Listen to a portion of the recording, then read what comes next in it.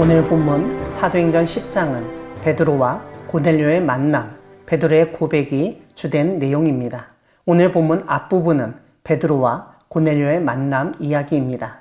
1절을 보면 고넬료가 살고 있던 도시는 가이사랴였고 그의 직위는 이달리아 부대의 백부장이었다고 알려줍니다. 2절에서는 더 중요한 정보를 제공하고 있는데 고넬료가 경건하였다는 점입니다.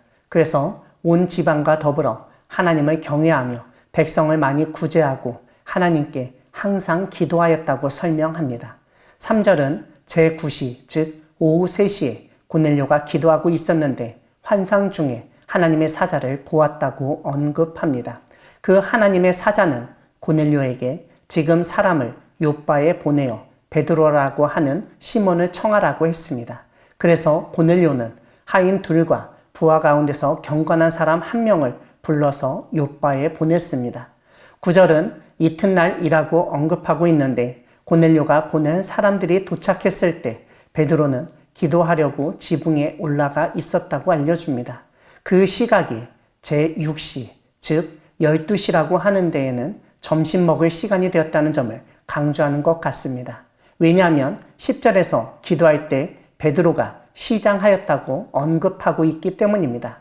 그래서 사람들은 먹을 것을 준비하고 있었습니다. 그때 베드로가 환상을 보게 됩니다. 유명한 보자기 환상입니다. 사실 11절을 보면 그릇이라고 되어 있고 그 모양이 큰 보자기에 내 귀를 메어 땅에 들이운 것처럼 보였다고 설명합니다. 그 안에 땅에 있는 각종 네 발 가진 짐승과 기는 것과 공중에 나는 것들이 있었습니다. 환상 가운데 베드로야 일어나 잡아 먹으라 라는 하나님의 음성이 들립니다.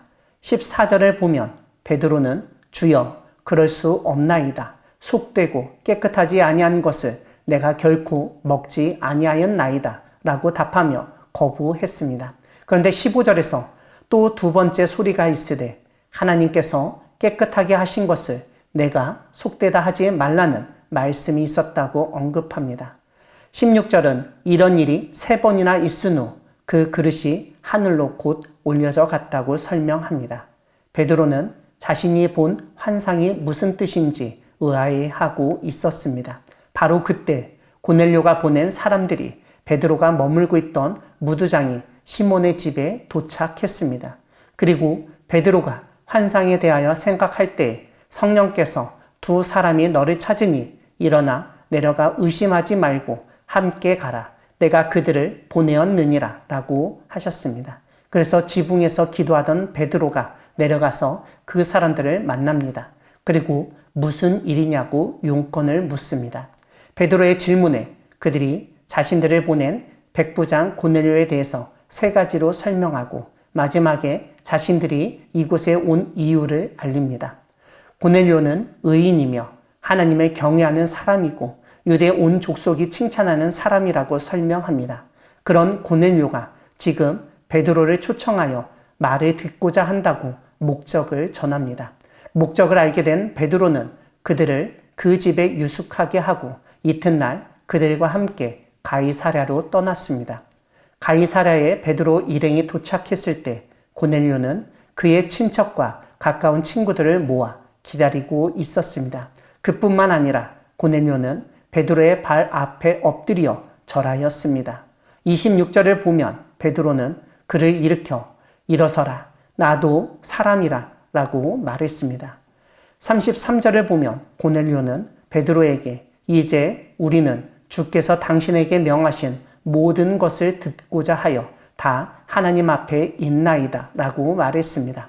오늘 본문 뒷부분은 베드로의 고백입니다.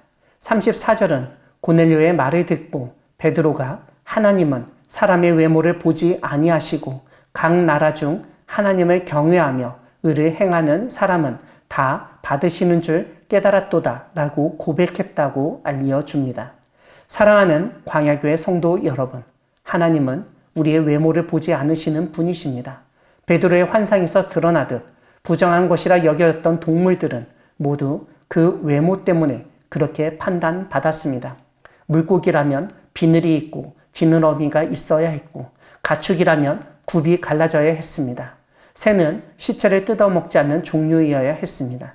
그런데 그러한 모양을 갖추지 못한 동물을 잡아먹으라고 하셨던 하나님의 뜻을 이제야 베드로가 바로 알게 된 것입니다.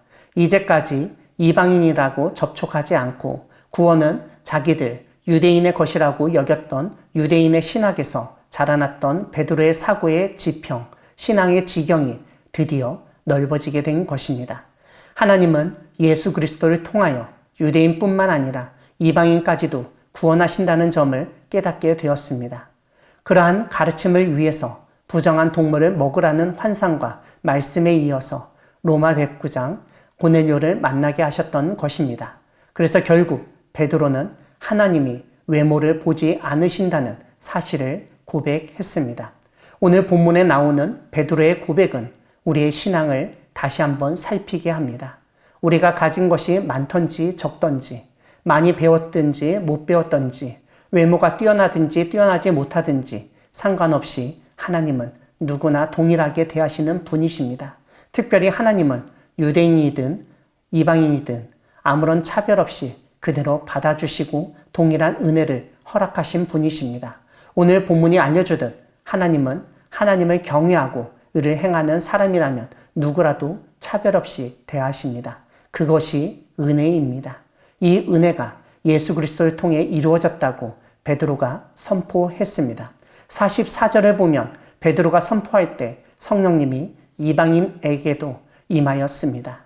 우리의 외모를 판단하지 않으시는 하나님의 사랑과 은혜에 감사하며 성령님의 도우심 가운데 예수 그리스도의 복음을 전하는 우리 모두가 되기를 소망합니다. 아멘.